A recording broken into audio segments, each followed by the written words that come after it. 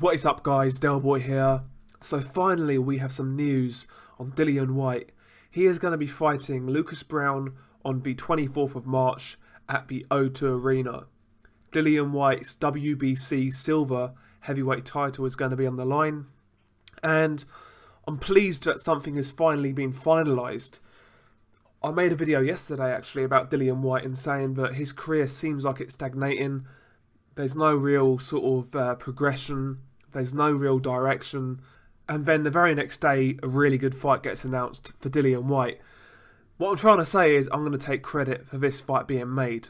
I obviously pressured Eddie Hearn into making this fight, and he crumbled under that pressure. So I will take credit for this fight. But no, in all seriousness, I think this is a really good fight. It's a fight that Dillian Whyte can get his teeth stuck into. It's a fight where it's got a full build-up. You know, it's going to get a full promotion. Both guys have talked trash about each other in the past. Two English-speaking guys. You've got the England versus Australia angle, which will be evident on fight night. That's going to be fun. The atmosphere is going to be good. So this fight to me makes a lot of sense, you know. Stylistically also, Dillian Whyte to me is actually more versatile. To me, his punch variety is better. You know, Dillian will go to the body. He will go to the head.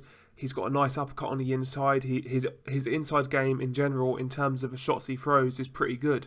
Defensively, it's not great, but offensively, his inside game is better than most heavyweights, actually.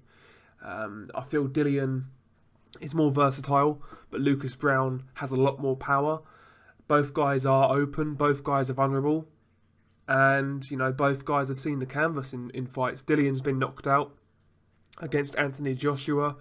Lucas Browne's been down a few times in his career, so I think this is going to make for a great fight. I do make Dillian Whyte a favourite. Now, like I said, I feel he's more versatile overall, and if you take power out of the equation, is there anything Lucas Browne does better than Dillian Whyte? I'm not entirely sure. Now, you know, Lucas Browne to me is a very kind of... He's a brawler. He's a slugger. I've seen him try to use a jab. I've seen him try to stick and move, like the Shagayev fight is a good example. There was actually times when he boxed okay. But when Shagayev got back on top, Lucas Browne kind of reverted to type and he started slugging and brawling. And to his credit, he got that big shot in and he won the fight. But the reality is, to me, Lucas Browne is a slugger. He relies on that big power, and he relies on landing that one big punch. You know, when it all goes wrong, when he's getting hurt, when he's getting dropped, when he's losing the fight, that power is always going to be there, and that power does carry. He has got a couple of late stoppages on his resume, including the Shagayev fight. So, you know, Lucas Browne's power will carry to the second half of the fight. So he's always got that puncher's chance. So he is a live underdog here. But I think Dillian Whyte is the rightful favourite. I feel he's fresher, he's younger. I know he's been knocked out, but I still think he has a better chin than Lucas Browne. You know, Lucas Browne's been down a lot in his career. He's been hurt a few times, and I've never really been sold on his chin. I've seen Dillian Whyte take big shots from Joshua. Again, yeah, he got knocked out in the end, but you know, I think that's more down to exhaustion, to be quite honest. He also got hurt by Helenius, but Helenius is a huge puncher, and he took it and he rode it out and he carried on. You know, Lucas Browne's been dropped by non-punchers. You know, Rudenko is getting to Lucas Browne at times. Shagayev dropped him and hurt him badly, and to me, Shagayev, yeah, he could hit a bit, but Shagayev was never a concussive puncher. You know, so I actually think, don't be surprised to see Dillian Whyte actually out-tough Lucas Browne, especially up close. I wouldn't be surprised to see Dillian go to that body and slowly break Lucas Browne down. Wouldn't be surprised to see that at all. But still, like I say, you can't count Lucas Browne out because of that power. I said Dillian Whyte, to me, is the tougher guy, but Lucas hits hard enough to knock him out still, you know. So I'm really looking forward to this fight. I will make an actual prediction nearer the time. I might actually change my mind, who knows, but I am feeling Dillian Whyte right now. I think he goes in as a favourite. I just feel he's fresher, he's got home advantage, and overall he is more versatile. He is much more accomplished on the inside.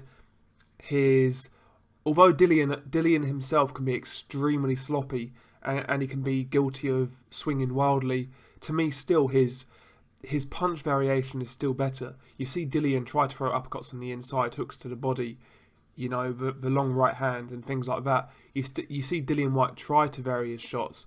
Lucas Browne to me is all right hand, you know, that clubbing right hand, and that's pretty much it. The jab is okay at times, but it's basically he's trying to set up that right hand constantly, and that's it. That's what Dillian needs to be careful of.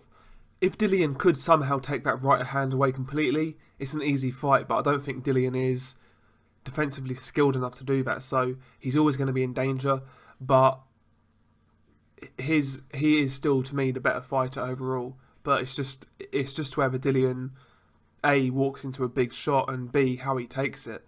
I think Dillian's chin is pretty good, and I also think Dillian has more than enough power to stop Lucas Browne. So I think this is a good fight, actually.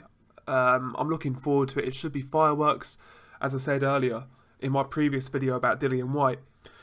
I think if you give him the right fights, he's going to be involved in some right barn burners, and I think this could be one of them. I think the build-up is going to be good. Like I said, England versus Australia, two guys who don't really like each other that much. They've been talking about each other for quite some time now, you know, well over a year, probably 2 years.